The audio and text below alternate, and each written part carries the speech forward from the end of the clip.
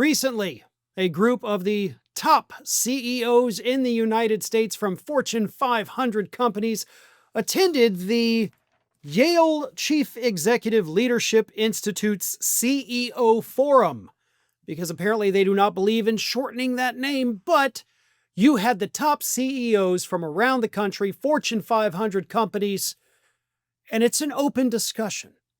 Nothing is recorded, nothing is on the record, but a lot of it was, of course, reported by Fortune about the people who attended, their conference there. And what they had to say, basically in unison, with the exception of the tech bros, is that Trump is destroying our companies, he is destroying the economy, he is destroying our democracy, he is destroying our court system, he is destroying the independence of the Federal Reserve. So, to put it in other words, they hate every single thing that this guy is doing, and everything Trump is doing is having the opposite effect of what he thinks it's doing. More on that in just a moment, but first a quick word from today's video sponsor. By now you know Trump's big beautiful bill has passed, but almost no one's reporting how ICE will get nearly $40 billion of our tax money each year, making it the most heavily funded law enforcement agency in U.S. history. That's more money than most nations spend on their entire military. So much of our media is either missing the worst of this bill or twisting the language so you think it's all in your best interest. But we've seen the ICE raids ramping up. Now Trump's openly threatening to deport U.S. citizens. This should be the biggest story in America, yet it's buried. Making ground news essential right now is what all of this is doing. They're the only tool I've found exposing these blind spots in the media. By gathering the world's news in one place, organizing it by story, then analyzing just how far right and radical each unbiased source actually is, you get way more context than you ever would anywhere else. If we're being honest, we've seen Trump's power grabs throughout history. They said never again, and that means never again everywhere. And right now, it's happening here. So if you want to stay ahead on immigration, the economy, or simply finding the stories missing from your news feeds, Ground News has you covered.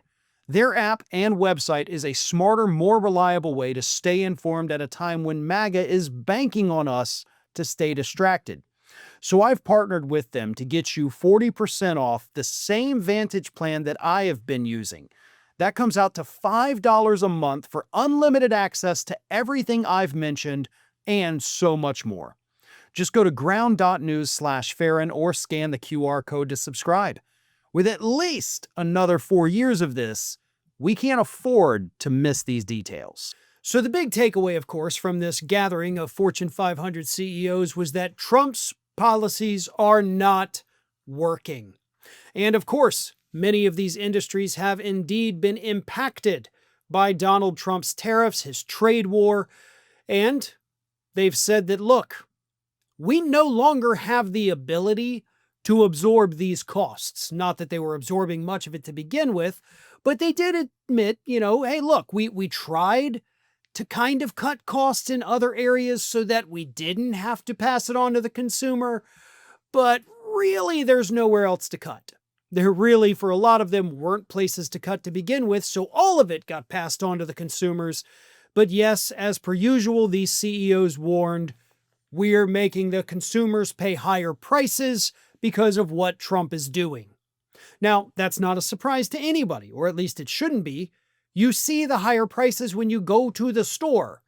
That's not just because they can, it's because they really kind of have to if they want to keep those profits as high as they've ever been. And they do. They could, let's make this very clear here, because I'm not going to say that these companies are victims by any stretch.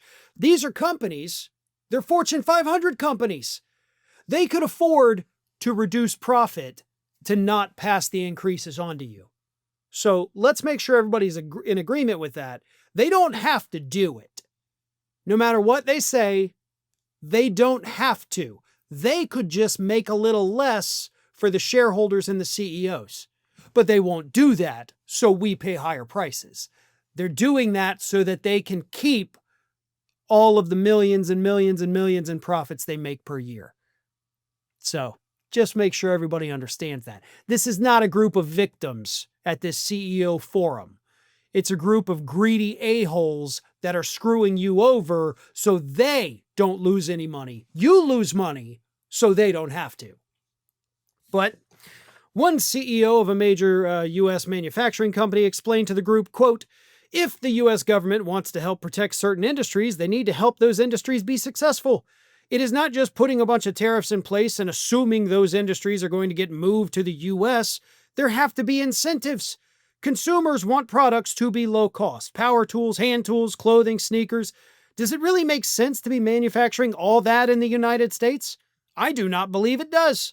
I believe there are certain industries where it does make sense, but it is not realistic to expect every industry in the world to be manufacturing products in the U.S.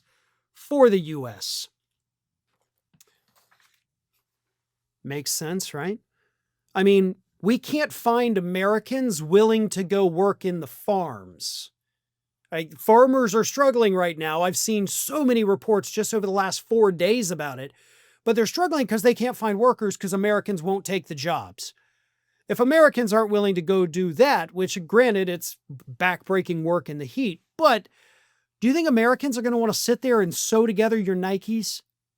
Do you think they're going to want to sit there and, make your iPhone? No, the answer is no. They're not going to do it. We've seen that. Plus, even if all these industries did bring all of the manufacturing back here in the United States, even though our unemployment rate is going up, we still wouldn't be able to fill all of the vacancies. So bringing all the manufacturing back, just, numbers-wise, we can't even do that. If we wanted to, it wouldn't work. And that's what these businesses are trying to convey. It's like, hey, look, we get it. Maybe we could bring some things back, but if you think everything can come back and still be produced at the level it's being produced today, you're an idiot. Fewer than half of the CEOs reported having increased investments in domestic manufacturing and other infrastructure since Liberation Day. And even fewer said they expected the results of their capital investments to be material.